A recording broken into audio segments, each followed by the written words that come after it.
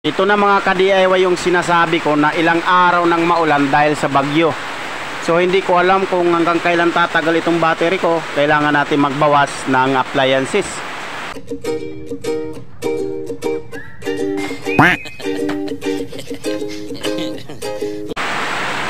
So yan po ang ating battery person. Ayan, halos 3 bar na lang. So ang pumapasok lang sa atin na harvest ay 11 watts 0.5 ampere lang halos. So dito ganun din oh.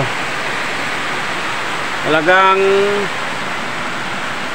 yan na lang yung natitira natin ngayong umaga mga ka-DIY. Dahil napakalakas ng ulan. Ayan po, lakas ng ulan namin dito sa Laguna. Oh, baha na. Ano, baha.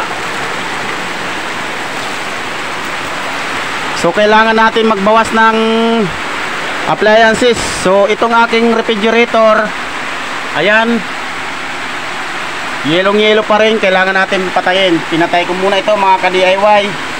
Kailangan, kasi ilang araw ng tag-ulan.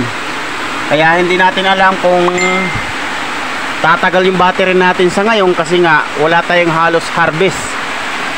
So pinatay ko muna yung refrigerator. Ayan, para hindi naman gaanong maano ang battery natin, malaspag. Yan, halos walang pumapasok na watts. 24 volts.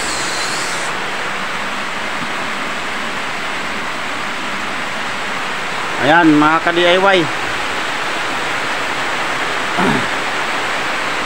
Bali yung pinakaload natin mamaya, ilaw na lamang muna. Lagang lakas ng baha o mga ka-DIY oh. Baha na. Ayan kung nakikita nyo mga ka-DIY. Oh,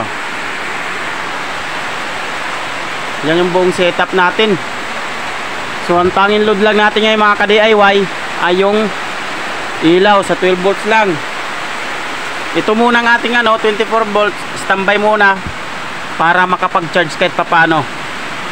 So yung natitirang voltage niya 24 volts na lang. Ayan. So kailangan nating magbawas ng load para hindi kawawa yung battery natin. So ayan mga ka-DIY, update ko na lang kayo sa akin setup. Talagang ang lakas ng ulan dito mga ka-DIY. Maraming salamat, hanggang sa muli mga ka-DIY. Thank you.